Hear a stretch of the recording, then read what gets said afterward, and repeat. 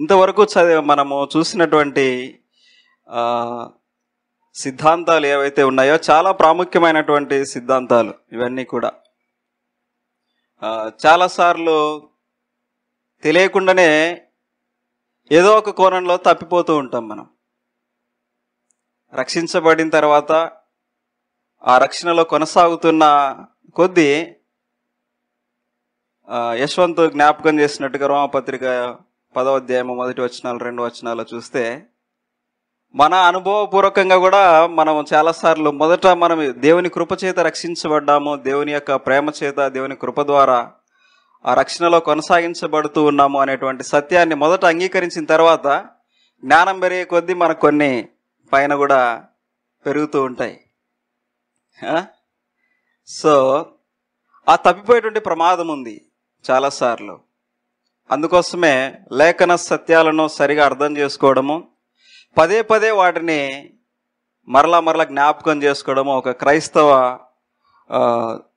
ఆధ్యాత్మిక జీవితానికి చాలా ప్రాముఖ్యమైనటువంటి సంగతి. 4 అంశాలను చాలా ర్యాపిడ్గా ముగించారు. నాకేమో చాలా చివరి సమయంలో ఉన్నాను కాబట్టి చివరి డాక్ట్రిన్ని ప్రీచ్ చేయడానికి వీళ్ళందరూ పునాది వేశారు. They have given me a good passes through so that I can easily walk through. And ఎక్కడన్నా పొరపాటు ఒకవేళ జరిగినా సరే యూ విల్ ఇమ్మీడియట్లీ మొదట చెప్పినట్టు 4 విషయాల్లో అది కనెక్ట్ అవుతూ ఉంటుంది. అయితే మనకున్నటువంటి చివరి సత్యము ఏంటంటే పరిశుద్ధుల యొక్క పదిలత అని చాలా చక్కగా దాన్ని ట్రాన్స్లేట్ చేశారు. ఎంతమందికి మరి తెలుగులో అర్థమైందో లేదో నాకు తెలియట్లేదు. పదిలత అనేది అందరికి అర్థమైందమ్మా? Everybody understood? సహోదరుడు ఇక్కడ అర్థం కాలేదని చెప్తూ ఉన్నాడు. రైట్. పరిశుద్ధుల యొక్క పదిలత లేదంటే భద్రత. మీ వాయిస్ కంటే ఏసీ వాయిస్ ఎక్కువ ఉంది. జనరల్గా లేడీస్ వాయిస్ ఏముండాలి? అన్నిటికంటే పెద్దగా ఉండాలి. అలాగే పురుషులు కూడా.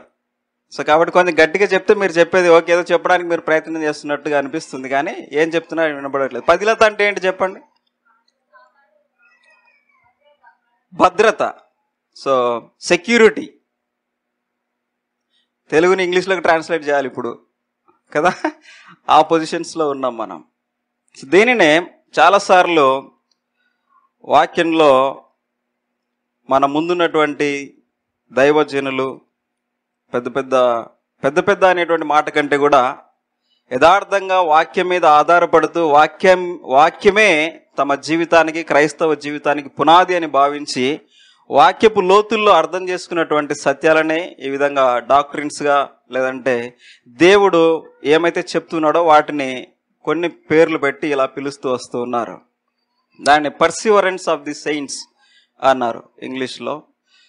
దానికి మనం సులువుగా అర్థం చేసుకోవడానికి ఇంకా మనం చెప్పుకోవాల్సినటువంటి, ఒకవేళ ఇంకా దాన్ని ఏమైనా వేరే పదాలతో మాట్లాడుకోవచ్చు అని అంటే, ఒకసారి రక్షించబడిన తర్వాత ఆ రక్షించబడినటువంటి వ్యక్తి మరలా ఆ రక్షణలో నుండి తొలగిపోయేటువంటి అవకాశము డాష్ లేదు అన్నారు. Correct. So once saved always saved అన్నారు. దానినే ఇంకొంచెం అర్థం చేసుకోవడానికి eternal security of the saints అని కూడా అన్నారు. ఆ పర్సివరెన్స్ అనేటువంటి మాటని అర్థం చేసుకోవడానికి, ఆ పదిలత అనేటువంటి దానికి పర్సివరెన్స్ అనేటువంటి మాట కంటే కూడా ప్రిజర్వేషన్ ఆఫ్ ది సెయింట్స్ అనేది కరెక్ట్గా సూట్ అవుతుంది. Preserve, you preserve something in your. రాత్రి వండుతారు, ఉదయం వరకు ఏం చేస్తారు? యు ప్రిజర్వ్ ఇట్ ఫర్ అంటే నేను వాక్య సత్యాన్ని మీరు ఆ చిన్న మాటతో చెప్పట్లేదు, కానీ ప్రిజర్వేషన్ అనేటువంటి దాని గురించి మీరు భద్రపరుస్తూ ఉన్నారు కదా. సో దాన్ని అర్థం అవడానికి just I'm using that illustration. అంటే ఏంది, రక్షణ అనేటువంటి గొప్ప కార్యాన్ని ఫ్రిడ్జ్లో ఉన్నటువంటి చిన్న మాటతో పెట్టి ముడిపెట్టి చెప్పడానికి చేయట్లేదు నేను. అయితే ఇక్కడ ఉన్నటువంటి అంశం ఏంటంటే ప్రిజర్వేషన్ ఆఫ్ ది సెయింట్స్ అనేటువంటి సత్యం. అంటే మన యొక్క రక్షణ పదిలపరచబడుతూ ఉంది, లేదంటే రక్షించబడినటువంటి వ్యక్తి భద్రపరచబడుతూ ఉన్నాడు అనేటువంటి సత్యము మనము ధ్యానం చేయబోతూ ఉన్నాం. చాలా వచనాలు ఇదివరకే మనం చదివినట్టు 4 అంశాల్లో నుంచి కొన్ని వచనాలు తరచుగా మనము వింటూ వస్తూ ఉన్నాం. అందులో ప్రాథమికంగా మనం చూసినటువంటి ఒక వచనాన్ని జ్ఞాపకం చేసుకుంటే ఎఫెసీయులకు రాసిన పత్రిక 2వ అధ్యాయం 1వ వచనంలో అందరికీ తెలిసినటువంటి మాటే ఏంటంటే, మనము మన అపరాధముల చేతనో పాపముల చేతనో చచ్చిన వారమై ఉండగా ఆయన మిమ్మల్ని క్రీస్తుతో కూడా బ్రతికించెను. There are 2 opposite words mentioned in that కదా. ఒకటేమో చచ్చినటువంటి వారు, అందులో రెండవది బ్రతికించబడిన వారు. అంటే చనిపోయినటువంటి వారమై ఉన్నాము, అక్కడ రాయబడినటువంటి బ్రతికిన వారమని లేదు. అర్థమవుతుందండి? చనిపోయిన వారు కానీ బ్రతికించబడిన వారు అనేటువంటి దానిని చూస్తున్నాం. కాబట్టి చనిపోయినటువంటి వారు ఏ విధంగా కూడా, ఇదివరకు అన్న కూడా చెప్పుకుంటూ వచ్చినటువంటి మాట, they cannot respond to any of the situations that they are in కదా. ఒకవేళ అలా చనిపోయినటువంటి వాని చుట్టూ అందరూ గుంపు కూడిన తర్వాత వాడు కదలిక ప్రారంభమైంది అనుకోండి, అక్కడ చాలామంది ఉండరు కదా, ఉండరు. ఎందుకు అంటే it is unnatural activity that a dead person can do కదా. అందుకోసమే ఈ 4 అంశాలు మనం ఇదివరకు నేర్చుకున్నటువంటి సత్యాల్లో ఒకే ఒక ప్రాథమికమైనటువంటి సత్యం ఏంటి అని అంటే, ద సావర్నిటీ ఆఫ్ గాడ్. దేవుడు తన సార్వభౌమాధికారము చేత ఈ లోకమునంతటిని కూడా ఎలా అయితే సృష్టించాడో, అలాగే తన ఇష్టపూర్వకముగా తన వైపు నుంచే తన కృప ద్వారా చనిపోయినటువంటి ఆధ్యాత్మిక చచ్చినటువంటి స్థితి నుంచి మనలని తన కృప ద్వారా బ్రతికిస్తూ ఉన్నాడు అనేది నేర్చుకుంటూ ఉన్నాం. సో కాబట్టి మన రక్షణలో ఎవరి ప్రాధాన్యత ఉంది, ఎవరి ప్రధాన భూమిక ఉంది అని అంటే, it is the first God who is initiating the process of salvation in us. అంతవరకు మనం నేర్చుకున్నాం ఇంతవరకు కూడా. అయితే చాలాసార్లు రక్షించబడిన తర్వాత ఒక నోషన్, ఒక విధమైనటువంటి యూనో ఎలా అంటే, ఉదాహరణకి చెప్పాలంటే, ఒక 25 సంవత్సరాల అబ్బాయి మార్నింగ్ జిమ్కి వెళ్ళేసి బాగా ఎక్సర్సైజ్ చేసి 1 hour 2 hours ఎక్సర్సైజ్ చేసి as per the training guide lines తర్వాత చేసి బయటకు వచ్చిన తర్వాత ఆయన ఫీలింగ్ ఎలా ఉంటుంది, నా ముందు 10 మంది నిలబడితే ఇప్పుడు ఏం చేయగలనంటే కొట్టేస్తానని బాగా ఊహించుకుంటూ ఉంటాడు. అలానే రక్షించబడినటువంటి వ్యక్తి జీవితంలో కూడా రక్షించబడినటువంటి అనుభవంలోనికి వచ్చిన తర్వాత ఇక ఎలా ఉంటుంది అని అంటే, ఇక నేను ఎప్పుడు కూడా పాపములో పడిపోను అనే ఒక విధమైనటువంటి అభిప్రాయంలోనికి వెళ్ళిపోయి తను ఎప్పుడు పాపంలో పడిపోయాడో కూడా తెలియనటువంటి జీవితాలు చాలామంది మన కళ్ళ ఎదుట కనబడుతూ ఉంటాయి. అయితే మనం ఈ ప్రిజర్వేషన్ ఆఫ్ సెయింట్స్ అనేటువంటి ప్రత్యేకమైనటువంటి అంశంలో నేర్చుకునేది ఏంటంటే, ఒకసారి రక్షించబడిన తర్వాత పాపములో పడకుండా ఉండేటువంటి అవకాశం ఉందా లేదా? That's the question I just want to ask you. పడే అవకాశము ఉంది, అవకాశం ఉంది, కానీ నేను ఎప్పుడు పడలేదు అనేటువంటి వారు ఎవరు ఉన్నారా? చెప్పండి. ఇక్కడ నుంచి లాస్ట్ నుంచి చెప్పండి బ్రదర్. అవకాశం ఉంది, there is an open possibility for that. అయితే నేను ఇప్పటి వరకు దాన్ని ఉపయోగించుకోలేదండి అనేవారు ఎవరైనా ఉన్నారా? థ్యాంక్ యూ అన్న. ఎప్పుడు కూడా ఉపయోగించుకోవాలని కూడా అనుకోవడం లేదు. But there is a possibility as long as we live in this flesh. మనము శరీరంలో ఉన్నంత వరకు, అందుకోసమే రోమపత్రికలో పౌలు చాలా స్పష్టంగా 7వ అధ్యాయం అంతట్లు కూడా చెప్తాడు ఏంటంటే, నాలో ఒక పాప నియమం ఉన్న దానితో నేను పోరాడుచూ ఉన్నాను, దాని ప్రకారం చేయాలనే ఉద్దేశం నాకు లేదు, కానీ ఈ పోరాటం మాత్రం నేను పోరాడవలసినటువంటి వాడనై ఉన్నాను. అయితే చాలాసార్లు పడిపోయినటువంటి స్థితిలో ఒకవేళ నిజముగా ప్రభువు చేత రక్షించబడినటువంటి నిజమైనటువంటి తిరిగి లేచినటువంటి అనుభవం కలిగినటువంటి విశ్వాస జీవితంలో పాపములో పడిపోయినప్పుడు, ప్రభు యొక్క ఆజ్ఞకు వ్యతిరేకంగా ఒకవేళ జీవించినప్పుడు ఏంటి నా రక్షణ పోయిందా అనే దానికి అది దారితీస్తుందా? అలా అనుకోవాలా నేను? ఎందుకంటే నేను పాపంలో పడిపోయాను కదా. ఎందుకంటే ఇది వరకు చాలా ఒక విషయంలో పరిశుద్ధంగా జీవించడానికి ప్రయత్నం చేస్తూ ఉన్నాను, మరొక విషయంలో తప్పిపోయాను. రైట్? సర్వసాధారణంగా మనం చూసేటువంటి మాట ఒక విధంగా, సర్వసాధారణంగా మన జీవితాల్లో కనబడేది ఏంటంటే అబద్ధం కదా. అబద్ధం ఆడనటువంటి వారు ఎవరైనా ఉన్నారు భూమి మీద? ఎవరైనా ఉన్నారండి? రక్షించబడినటువంటి వారి గురించి మాట్లాడదాం. అందరి గురించి పక్కన పెడదాం, రక్షించబడిన వారి గురించి మాట్లాడదాం. How serious do you think of that? మీ పిల్లలతో మీరు చాలా సర్కాస్టింగ్ కొన్నిసార్లు మాట్లాడుతుంటారు పిల్లలతోటి. అంటే అబద్ధము అనేటువంటి ఒక అంశము మన జీవితాల్లో అది నిజంగా అంత సీరియస్గా తీసుకోవాల్సినటువంటి అంశము అనేటువంటి ఆ జ్ఞానం లేదు. ఆ సెన్సిటివిటీ పోయింది చాలా మందికి. మనం పెద్దవాళ్ళతో అయితే నిజాయితీగా మాట్లాడతాం, పిల్లలతో అయితే చాలా అబద్ధాలు మాట్లాడతాం. అవునా కదా? అంటే మరి దాన్ని ఏమనాలి? అంటే రక్షించబడినటువంటి వ్యక్తి జీవితంలో ఈ కోణం కనబడినప్పుడు ఆ వ్యక్తి రక్షణలో కొనసాగుతున్నాడనా లేకపోతే పడిపోయాడనా? ఆ వ్యక్తి అదేంటి అంత మంచి సాక్ష్యం ఉంది, అంత మంచి టెస్ట్ మనీ చెప్పాడు, ప్రభు ఇలా రక్షించాడని, ప్రభు కృపదారు ఇలా రక్షించాడని, చాలా మంచి ఎటువంటి బ్లేమ్ లేకుండా జీవిస్తూ ఉన్నాడు, అంత బాగుంది, పడిపోయాడంటే ఎలా తీసుకోవాలి దాన్ని? అంటే ఆ వ్యక్తి రక్షణ పోయిందా, నా రక్షణ పోయిందనా అనేటువంటి ప్రశ్న సర్వసాధారణంగా తలెత్తుతుంది ఎప్పుడైతే మనము ఒకవేళ పాపంలో పడిపోయినప్పుడు. ఒకవేళ అలా పాపములో పడిపోయి రక్షణలో ఉన్నటువంటి వ్యక్తి పాపములో కొనసాగుతూ జీవిస్తూ ఉన్నప్పుడు రక్షణ పోయింది అని అనుకుంటే దాని అర్థం ఏంటంటే ఈ వ్యక్తి రక్షణని మొదటగా ఈ వ్యక్తి ఆ రక్షణని తెచ్చుకున్నాడు. అవునా కదా? అందుకోసమే ఇప్పుడు దాన్ని పోగొట్టుకుంటూ ఉన్నాడు. సమయంలో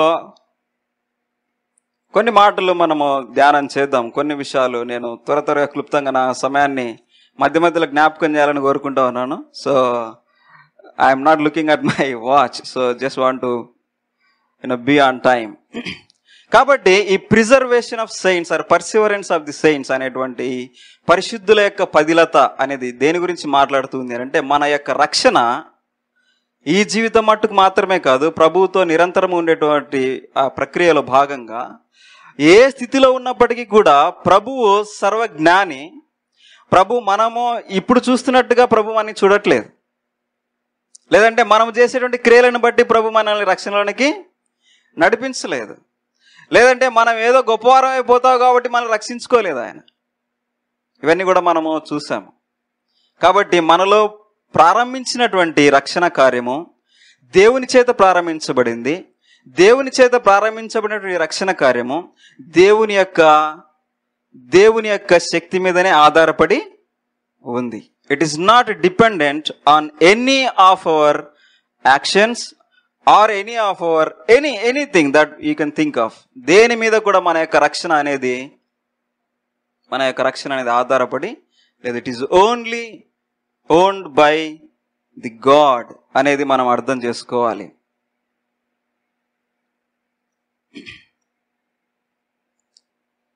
ఇంతవరకు మనం చూసినటువంటి మాటల్లో ది ఎలక్షన్ అనే దాని గురించి మాట్లాడాము. అంటే ప్రభువు మనల్ని ఎలా ఎన్నుకుంటున్నాడు అనేది కదా. మనం ఎవరూ ఆయన దగ్గరికి వెళ్ళి అప్లికేషన్ పెట్టుకునేటువంటి పరిస్థితి ఎవరికి కూడా లేదు. ఎందుకంటే అందరం కూడా ఏమయ్యాము? ఏమయ్యామండి? అందరం కూడా చచ్చిపోయినాం. పాపం చేసామని చెప్పొద్దు, చచ్చిపోయినాం ఫస్ట్. అందుకోసమే we could not able to do anything. ఈ పర్సివరెన్స్ ఆఫ్ సెయింట్స్ లో చాలా సంగతులు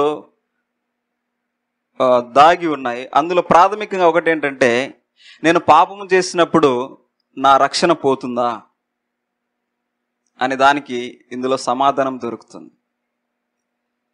రైట్? పోదు. That is for sure. That's what we're trying to elevate from the scripture. అయితే 2 వచనాలను మీ ముందుకు తీసుకుని వచ్చి నేను ఈ యొక్క అంశాన్ని కొంచెం క్లుప్తంగా ధ్యానం చేయాలని ఇష్టపడుతూ ఉన్నాను. యోహాను సువార్త 10వ అధ్యాయము, యోహాను సువార్త 10వ అధ్యాయము 28వ వచనాన్ని ఒకసారి మీరు తీస్తే, అక్కడ కొన్ని ఈ వచనాన్ని ఇదివరకే చదివాము, మరొకసారి ఆ మాటని చూద్దాం. నేను వాటికి నిత్య జీవమునిచ్చుచున్నాను గనుక అవి ఎన్నటికి నశింపవు, ఎవడునో వాటిని నా చేతిలో నుండి అపహరింపడు. ఈ వచనాన్ని అలానే జ్ఞాపకం ఉంచుకొని మరొక వచనాన్ని చూద్దాం. మత్తయి రాసిన సువార్త 24వ అధ్యాయము, మత్తయి రాసిన సువార్త 24వ అధ్యాయము 13వ వచనము. అంతము వరకు సహించిన వాడెవడో వాడే రక్షింపబడును. ఇక్కడ రెండు సంగతులు కొంచెం కాంట్రడిక్టింగ్గా మనకి కనిపిస్తున్నాయి కదా. యోహాను సువార్త 10వ అధ్యాయం 28వ వచనంలో రాయబడిన మాట ఏంటంటే, నేను వాటికి నిత్య జీవం ఇచ్చుచున్నాను, వాటిని ఎవడును నా యొద్ద నుంచి అపహరింపడు, అంటే తీసుకోలేడు అని జ్ఞాపకం చేస్తూ ఉన్నాడు. అదే మత్తయి సువార్తలో యేసుక్రీస్తు ప్రభు వారే 24వ అధ్యాయం 13వ వచనంలో అంతము వరకు సహించిన వాడెవడో వాడే రక్షింపబడును అని చూస్తూ ఉన్నాం. ఈ రెండింటిని పక్కపక్కన పెట్టుకొని మనం కొన్ని ప్రశ్నలు అడిగామనుకోండి, ఫస్ట్ సెట్ ఆఫ్ సెక్షన్లో ఫస్ట్ యోహాను సువార్త 10వ-28వ వచనం నుంచి మనకు రెండు విషయాలు అర్థమవుతున్నాయి. ఒకటి ఏంటంటే, యేసుక్రీస్తు ప్రభువు ఏ గొర్రెల గురించి అనగా మన గురించి మాట్లాడుతూ ఉన్నాడో, ఆయన గొర్రెల గురించి మాట్లాడుతూ ఉన్నాడో, వాటిని ఎవరు ఎప్పుడు ఏ విధంగా కూడా ఆయన దగ్గర నుంచి తీసుకొని అపహరింపలేరు, దొంగిలించలేరు, తీసుకొని వాటిని ఆయన దగ్గర నుంచి వేరు చేయలేరు అనేటువంటి విషయాన్ని మాట్లాడుతూ ఉన్నాడు. So there is a safety and security that we can see from that particular verse, right? అదే మత్తయి సువార్త 24వ అధ్యాయం 13వ వచనం నుంచి జ్ఞాపకం చేసుకున్నట్లయితే, అక్కడ రెండు సందేహాలు కలిగించేటివి మనకు కనిపిస్తూ ఉన్నాయి. ఏంటంటే, అంతము వరకు సహించిన వాడెవడో వాడే రక్షింపబడును అని జ్ఞాపకం చేస్తూ, దాని రివర్స్లో ఒకవేళ మనము దానికి ఇంకొక వర్షన్ని మనం ఒకవేళ ఆలోచన చేస్తే, అంతము వరకు సహించని వాడెవడో వాడు రక్షింపబడడు అని అర్థమవుతుంది. అదెలా? అక్కడేమో ఎవరు అపహరింపలేడు అని చెప్తున్నాడు, ఇక్కడేమో ఒకవేళ సహించకపోతే రక్షింపబడడు అని చెప్తూ ఉన్నాడు. సో దాని మీద మనం కొన్ని ప్రశ్నలు వేసుకుంటే, సహించకపోతే అంటే that is what called the Perseverance అన్నాం. ఈ వచనంలో మనం చదువుతున్న మాట ఏంటంటే, అంతము వరకు సహించిన వాడు, ఆ సహించుట అనేటువంటి దానిని నిలుచుట,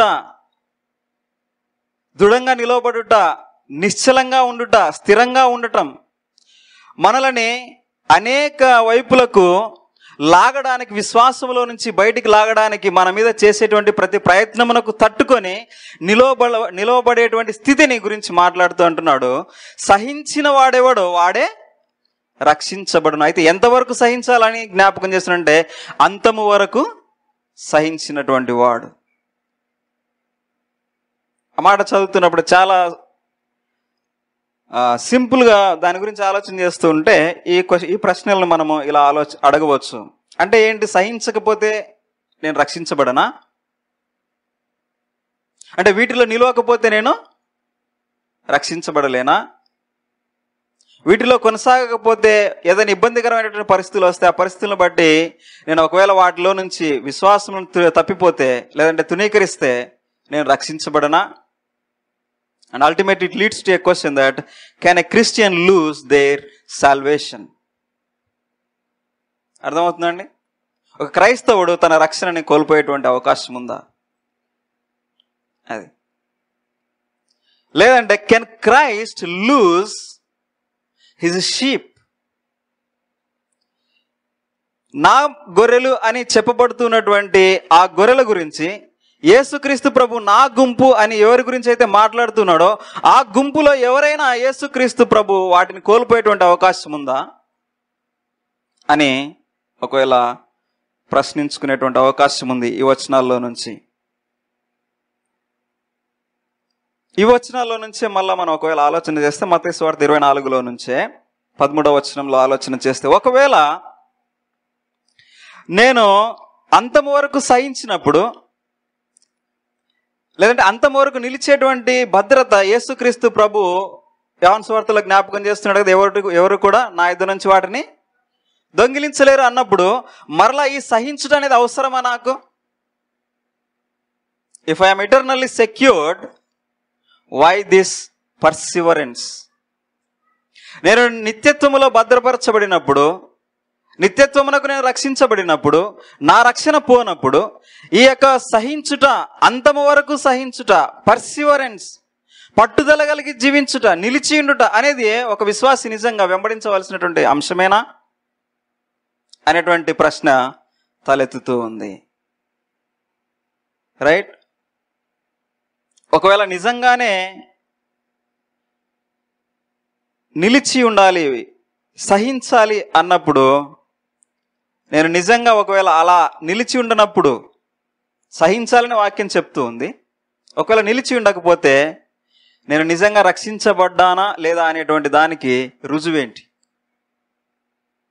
రైట్? ఎందుకంటే పడుతూ ఉన్నాను, లేస్తూ ఉన్నాను, పడుతూ ఉన్నాను, లేస్తూ ఉన్నాను, కరెంట్ వచ్చిపోతుంది అనుకోండి, మీరేం చెప్తారు? కొద్దిసేపు ఆగి ఇది నిలకడగా ఉండి ఎంతవరకు ఉంటుందో చూసిన తర్వాత, if you confirm that, then only we can say that yes, okay, it is stable now, we can do something. అవునా కాదు? అటువంటి స్థిరత్వం ఒకవేళ విశ్వాసంలో మనము కనబరచకపోతే మన రక్షణను గురించినటువంటి ఆ యొక్క నిశ్చయతని ఎలా పొందగలం? How can we be assured of our salvation? Right? These are the minimum questions or basic questions, and ultimately, can we really know whether we are really saved or not? Looking at all these things, వీటన్నింటినీ కూడా చూసినప్పుడు నిజముగా మనము రక్షించబడ్డామా లేదా అనేటువంటి దానిని మనము, ఆ ప్రశ్న తలెత్తుతుంది. దానిని మనము వాక్యంలో నుంచి దానికి సరైనటువంటి జవాబును చూడడం అనేది చాలా ప్రాముఖ్యమైనటువంటి సంగతి. అంతకంటే ముందు ఈ యొక్క సహించడం అనే దాని గురించి కొన్ని మాటలు జ్ఞాపకం చేసుకుందాం. దేన్ని సహించాలి? Is Perseverance necessary? ఈ యొక్క సహించడం అనేది అవసరమా అనేది ముందుగా మనం ఆలోచన చేసినప్పుడు, వాక్యంలో నుంచి కొన్ని వచనాలను మనము ధ్యానం చేస్తూ, అది ఎంత మటుకు అవసరము, లేదంటే అవసరం ఉందా లేదా, లేదంటే అది మనకు ఏమాత్రం సంబంధం లేని అంశమా అనేది మనం ఆలోచన చేద్దాం. Before that, I just want to make sure that the perseverance is not optional, but it is essential. And we will build up as per that statement. తిమోతికి రాసినటువంటి 2వ పత్రికలో 2వ అధ్యాయము 11 నుంచి 13వ వచనాన్ని చూస్తే, తిమోతికి రాసినటువంటి 2వ పత్రిక 2వ అధ్యాయము 11 నుంచి 13వ వచనం వరకు అక్కడ జ్ఞాపకం చేసినప్పుడు, అందులో మనకు కనబడేటువంటి మాట ఏంటంటే, సహించిన వారమైతే ఆయనతో కూడా ఏలుదుము అనే జ్ఞాపకం చేస్తూ ఉన్నాడు. ఇందాక మనము చదివినటువంటి మత్తయి సువార్త 24వ అధ్యాయం 9 నుంచి 13లో కూడా సహించినటువంటి వారే, అంతము వరకు సహించినటువంటి వారే రక్షించబడుదురు అని కూడా జ్ఞాపకం చేస్తూ ఉన్నాడు. మత్తయి రాసిన సువార్త 10వ అధ్యాయం 32 నుంచి 33లో మనము చూసినప్పుడు అక్కడ జ్ఞాపకం చేసినటువంటి సంగతి ఏంటంటే, యేసుక్రీస్తు ప్రభు వారిని మనుష్యుల ఎదుట ఎవరైతే ఒప్పుకుంటారో వారిని, యేసుక్రీస్తు ప్రభు చెప్తున్న మాట ఏంటంటే, తండ్రి ఎదుట నేను వారిని ఒప్పుకొందును అని జ్ఞాపకం చేస్తూ ఉన్నాడు. There is recognition of Christ among the people that you live.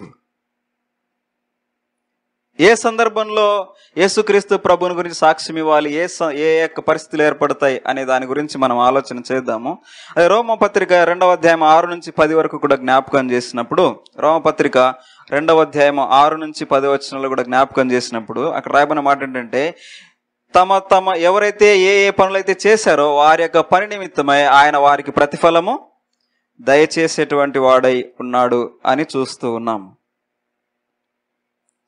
వీటన్నింటిలో కూడా మనము జ్ఞాపకం చేసుకుంటున్న మాట, ఒకే ఒక మాటని కామన్గా మనం ఆలోచన చేస్తున్నది ఏంటంటే, సహించాలి, సహించాలి, ఆయన గురించి సాక్ష్యం ఇవ్వాలి, ఏ పరిస్థితుల్లోనైనా ఆయన గురించి సాక్ష్యం ఇవ్వాలి.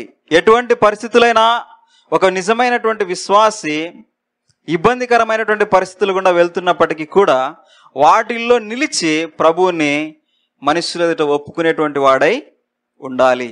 ఆ పరిస్థితి ఏదైనా కావచ్చు, ఆ పరిస్థితి ఏదైనా కావచ్చు, ఆ పరిస్థితి ఏదైనా కావచ్చు. స్టెఫెను వలె రాళ్లతో కొట్టించుకునేటువంటి పరిస్థితి కావచ్చు కదా. పరిచారకులకు సహాయకులుగా ఉన్నటువంటి యాసోను ఇంటి వారు అక్కడ ఉన్నటువంటి అధికారుల యొద్దకు ఈడ్చుకొని రావడానికి ఏ పరిస్థితి ఏర్పడిందో ఆ పరిస్థితి అయినా కావచ్చు.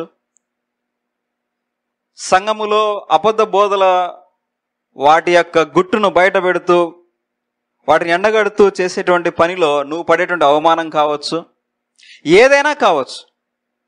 You have to endure, you have to పర్సివియర్ in your faith.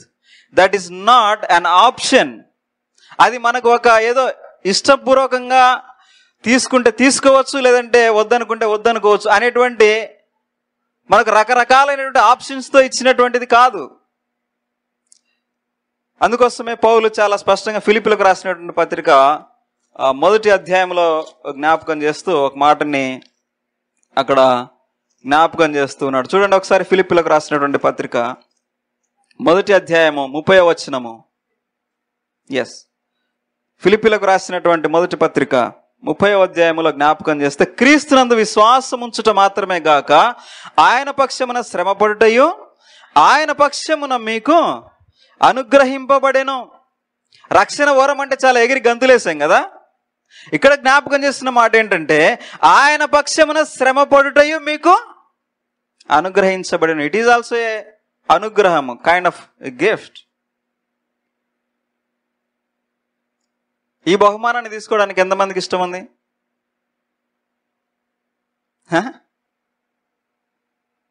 కదా. There is no option even here also. కృప ద్వారా ప్రభు చచ్చినటువంటి మనల్ని ఎలా అయితే బ్రతికించాడో, బ్రతికించినటువంటి వారిలో ఆయన పక్షముగా శ్రమపడుట అనేది మనకు అనుగ్రహించాడు. So Perseverance of the saints లో మనము అర్థం చేసుకుంటున్నటువంటి మాట ఏంటి, ఆ పర్సివరెన్స్ అనేటువంటి పదం ఏంటంటే preservation is different, Perseverance is different. మన యొక్క రక్షణ భద్రపరచబడి ఉంది, దాంట్లో ఏమీ సమస్య లేదు. కానీ ఆ భద్రపరిచినటువంటి అంశంలో విశ్వాసిగా మన వైపు నుంచి మన పక్షముగా మనకు అనుగ్రహించబడినటువంటి సంగతి ఏంటంటే అన్ని పరిస్థితుల్లో కూడా you have to పర్సివియర్ in your faith. మన విశ్వాసమందు పట్టుదల కలిగి నిశ్చయితతో దృఢ సంకల్పముతో నిలిచియుండుట అనేటువంటి మాటని చూస్తూ ఉన్నాము ఈ చదివినటువంటి మాటల్లో. లేకపోతే ఒకవేళ అది ఆప్షన్ అయి ఉంటే అందరికంటే ముందుగా ఎవరు ఆప్షన్ ఏర్పరచుకునే వాళ్ళు చెప్పండి, ఎవరండి?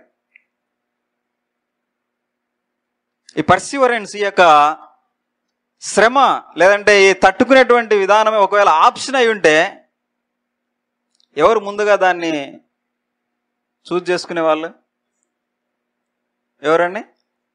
యేసుక్రీస్తు ప్రభు వారు. ఇంకా ఎవరు బ్రదర్? పౌలు తీసుకునేవాడు obviously. But it is not an optional, it is essential.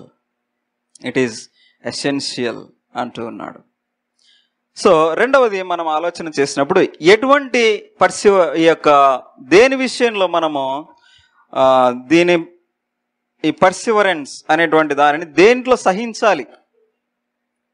సహించాలనేది మనకు అర్థమవుతుంది. కానీ దేన్ని సహించాలి అంటే కొన్ని మాటలు నేను ఇప్పటివరకు మీకు శ్రమపడుట అనే దాని గురించి మాట్లాడాను కొన్ని విషయాలు.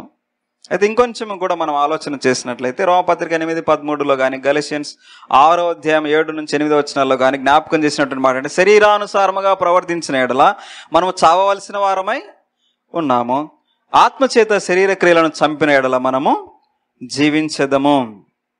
ఈ విశ్వాస జీవితంలో మనము అర్థం చేసుకుంటున్నటువంటి మాట ఏంటంటే శరీర క్రియలను చంపవలసిన వారమై ఉన్నాము, అట్ ద సేమ్ టైం ఆత్మచేత శరీర క్రియలను చంపుతూ ఆత్మానుసారముగా జీవించడానికి మనము ప్రయత్నము చేయవలసిన వారమై ఉన్నాము అని అర్థం చేసుకోవాలి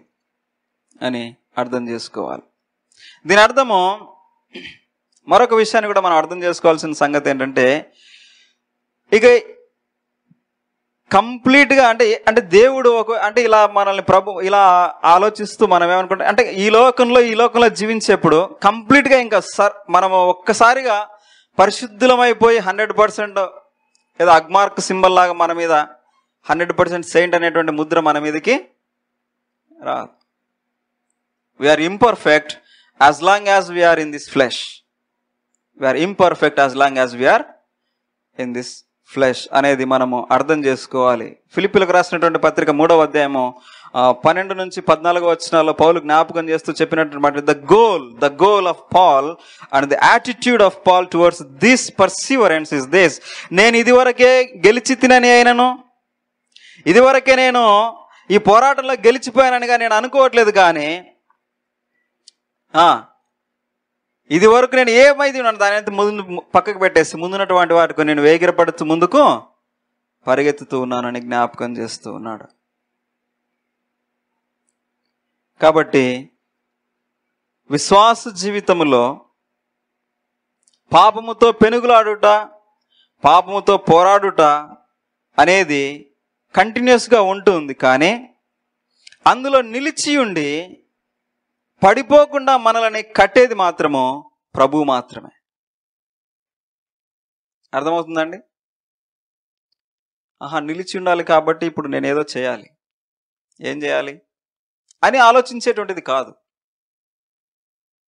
పడిపోకుండా నేను ముందుకు నడవాలి అంటే ఏం చేయాలి అంటే నా వైపు నుంచి ఏదో నేను చేయాలి అని వాక్యం చెప్పట్లేదు. కానీ నువ్వు రక్షణలో నిలిచి ఉండేటువంటి ఆ విధానాన్ని ప్రభువు కృప ద్వారా మనము పొందుకుంటాము అని వాక్యము తెలియపరుస్తూ ఉంది.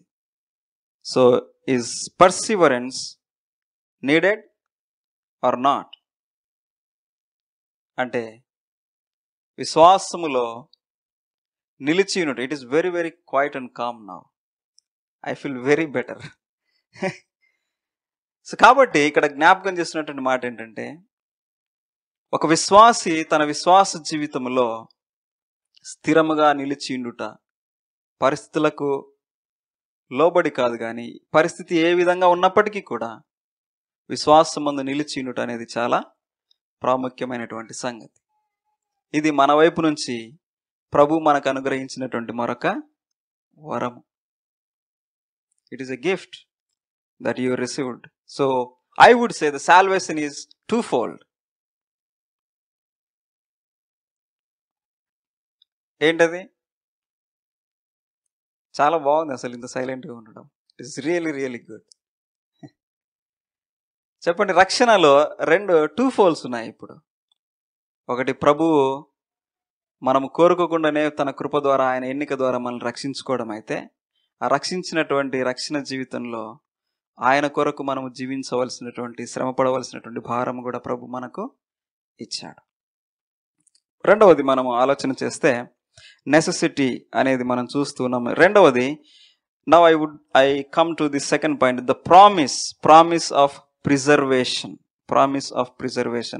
రోమపత్రిక 8వ అధ్యాయం 28 నుంచి 34 వచనంలో మనం చూసినప్పుడు, దేవుని ప్రేమించు వారికి అనగా ఆయన సంకల్పము చొప్పున పిలువబడిన వారికి సమస్తము సమకూడి మేలు కలుగుటకై జరుగుచున్నవి అని జ్ఞాపకం చేసుకుంటాం. అంటే దేవుని ప్రేమించు వారికి అనగా ఆయన సంకల్పము చొప్పున పిలువబడిన వారికి అనగా రక్షించబడినటువంటి నీ కొరకు నా కొరకు దేవుడు చేస్తున్నటువంటిది ప్రతిదీ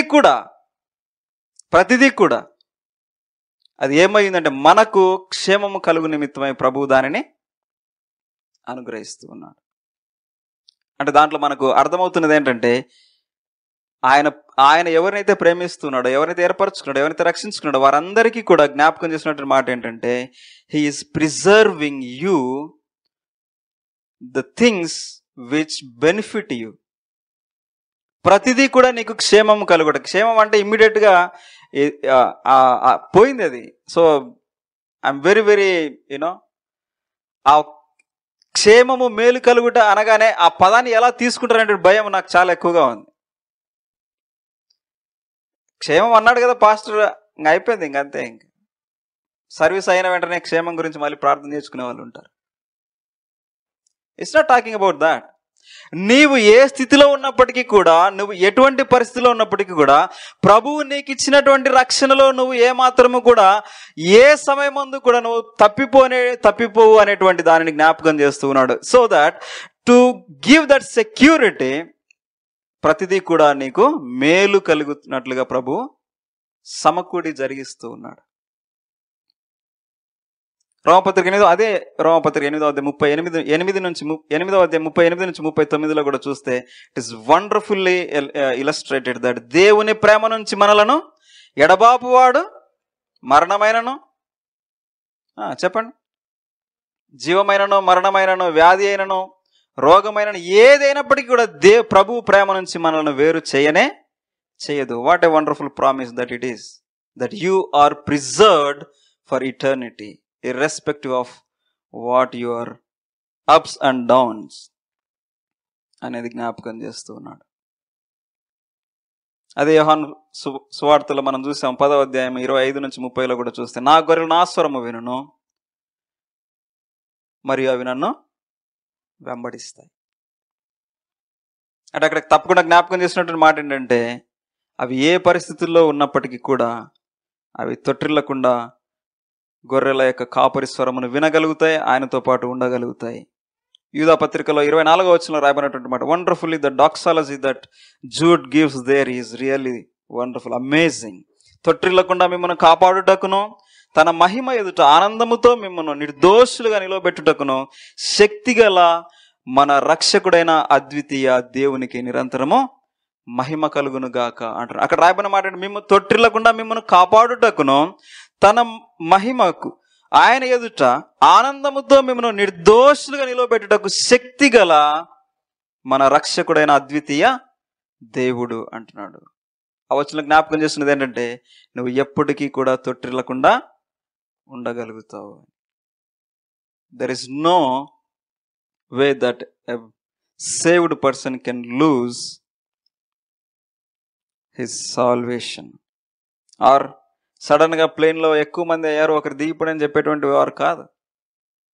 you will be suddenly nowhere, never కదా. That's the promise for our preservation.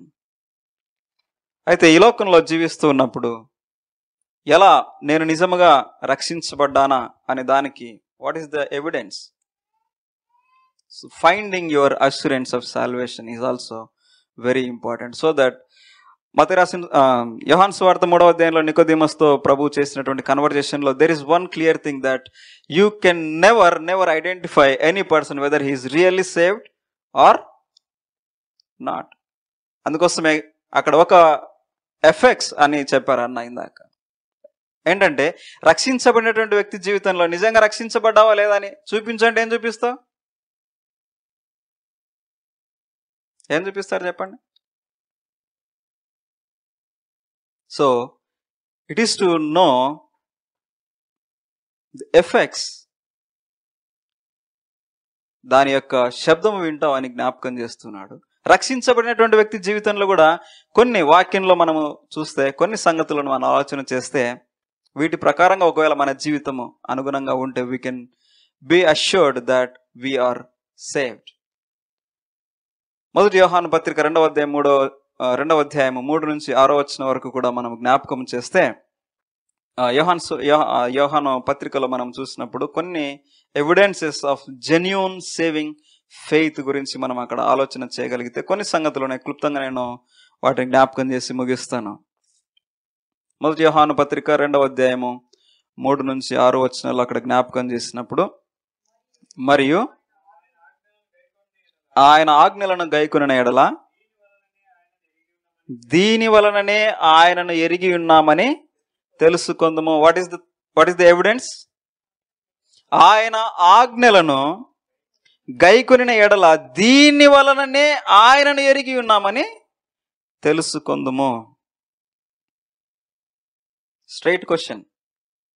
ఆయన ఆజ్ఞల ప్రకారంగా జీవిస్తూ ఉన్నామా లేదనేది. There is one way, one measurement that you can think of. అదే 3వ అధ్యాయం 6 నుంచి 10వ వచనంలో కూడా జ్ఞాపకం చేస్తూ ఉన్నాడు. అదే మొదటి యోహాను పత్రిక 3వ అధ్యాయం 6 నుంచి 10వ వచనంలో కూడా జ్ఞాపకం చేస్తూ ఉన్నాడు. ఆయన యందు నిలిచి ఉండువాడు పాపము చేయడు. ఇట్ ఈస్ సో స్ట్రాంగ్ కదా. ఆయన యందు నిలిచి ఉండువాడు పాపము చేయడు. పాపము చేయువాడెవడును ఆయనను చూడను లేదు, ఎరుగను లేదు. It is very straight forward. అదేంటండి, ఇందాకేమో పడినా లేచినా పర్వాలేదు మీ రక్షణమే పోదన్నారు, ఇప్పుడేమో పాపం చేస్తే ఆయన ఎరుగనంటున్నారు అనేటువంటి ప్రశ్న వస్తుంది. So it's talking about the consistency. ఇందాక మాట్లాడుకున్నాం కదా, అబద్ధం అనేటువంటి ఒక చిన్నది అని చెప్పను, కానీ మన సాధారణ జీవన శైలిలో కలిసిపోయింది అది అబద్ధము. అయితే అర్థం చేసుకోవాల్సింది ఏంటంటే, ఎన్నిసార్లు అబద్ధం ఆడుతూ ఉన్నాం అంటే, ఐఎమ్ నాట్ గివింగ్ 10 సార్లు అబద్ధం ఆడితే పర్లేదని చెప్పట్లేదు నేను. మళ్ళీ అలా అర్థం చేసుకునేటువంటి ప్రేక్షకులు కూడా ఉంటారు. అక్కడికి వెళ్తేనండి చాలా డాక్టర్నైజ్ చేశారేంటి, అబద్ధాన్ని డాక్టర్నైజ్ చేయట్లేదు ఇక్కడ. కానీ మీకు అర్థం అవడానికి చెప్తున్న మాట అంటే, ఎలా జీవిస్తూ ఉన్నాం మనం, పాపము పట్ల నీ యొక్క వైఖరి ఏంటి? ఐరన్ బాక్స్ ఉందనుకోండి, చేయి పెట్టి బాగా వేడిగున్నప్పుడు చాలా ఇది ఎంత వేడిగుందని ఇట్లానే పెట్టుకుంటారా? ఏం చేస్తారా? తీసేస్తారా మీకు మీరు? ఒక 2 నిమిషాలన్నా పెట్టరా? అదేంటి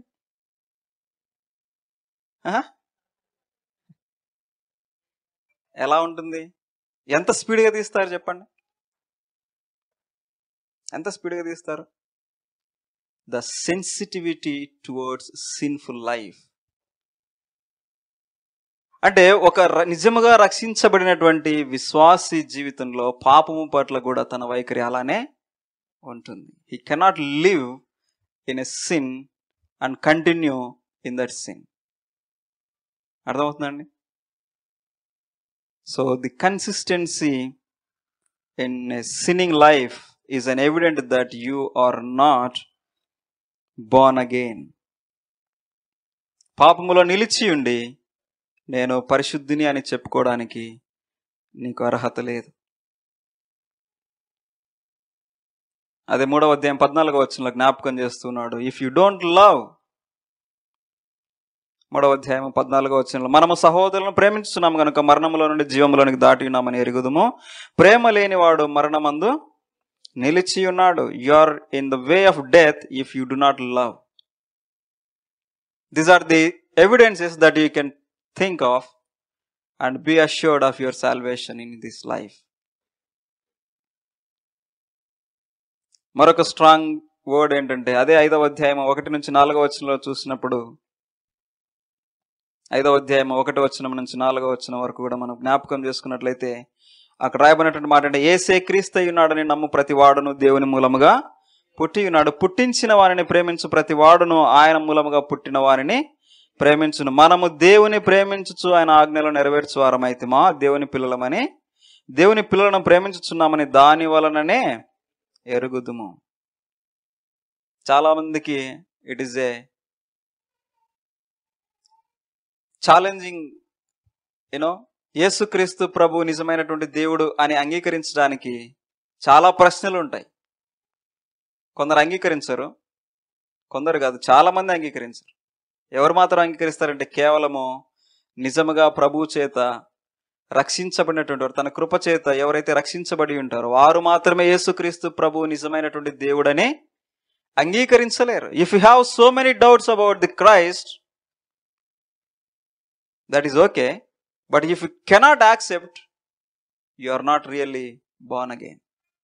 ఎందుకంటే ఆయన ద్వారానే నీకు రక్షణ అనుగ్రహించబడినప్పుడు, ఆయన మీద నీకు డౌట్లు ఉన్నప్పుడు, ఆయన యొక్క దైవత్వాన్ని నువ్వు అంగీకరించలేనప్పుడు ఇక నువ్వు రక్షించబడ్డావు అనే దానికి రుజువేంటి? So these are the few examples or few things that we can think నేను నిజముగా రక్షించబడ్డానా అని పరీక్షించుకోవడానికి. Finding our assurance in the scripture through these kind of measurements. So there is one more danger here. ఇవన్నీ చేస్తూనే యేసుక్రీస్తు ప్రభు అంటే అంగీకరించిన వాళ్ళు ఉంటారు, ప్రేమించడానికి ఇష్టపడే వాళ్ళు ఉంటారు, ప్రయాసపడడానికి ఇష్టపడే వాళ్ళు ఉంటారు, కానీ but there is a false deception there also. ఇవన్నీ చేస్తూ కూడా మోసపోయేటువంటి వారు ఉంటారు. వాక్యంలో కొంతమంది చెప్పండి.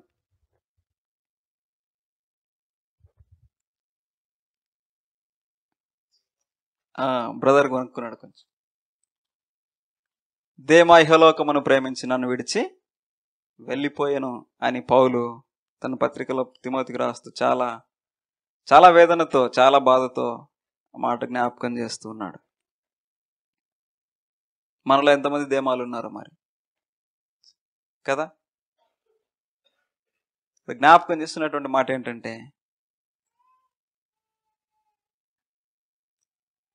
జాన్ పైపర్ అనేటువంటి ఆయన ఒక మాటని చాలా అద్భుతంగా ఈ విషయాన్ని చెప్పాడు. Perseverance of saints. The election is unconditional but glorification is not. So your glorification is indirectly related to your perseverance.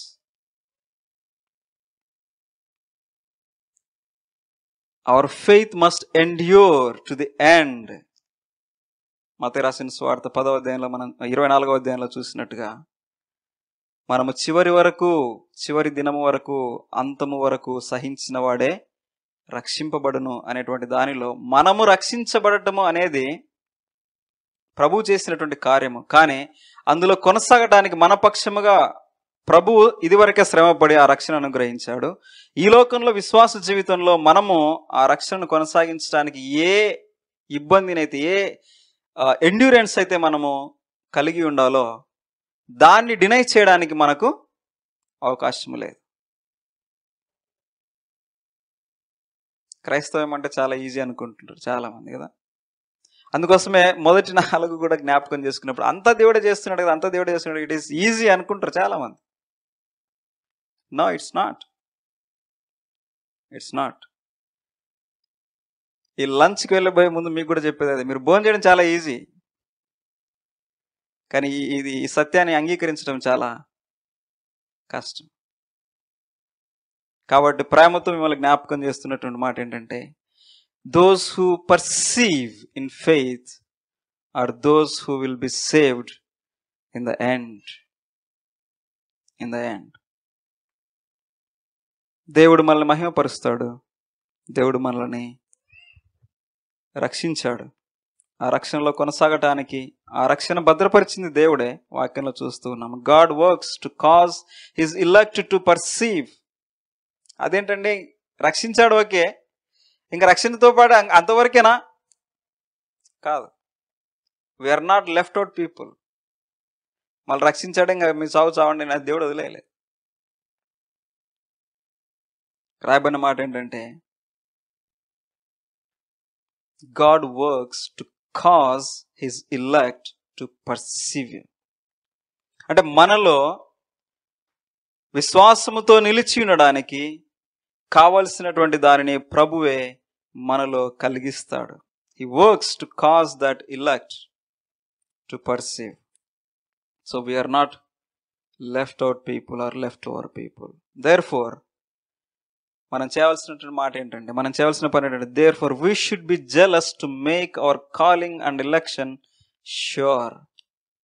పేతురు రాసిన 2వ పత్రిక 1వ అధ్యాయం 10వ వచనంలో రాసినట్టుగా, మీ పిలుపును మరియు మీ ఎన్నికను నిశ్చయము చేసుకొనండి. There are few more objections to these questions. There are so many questions. Probably Bibwana will answer those questions in Q&A time. Let us bow down our heads and close this session with a small prayer.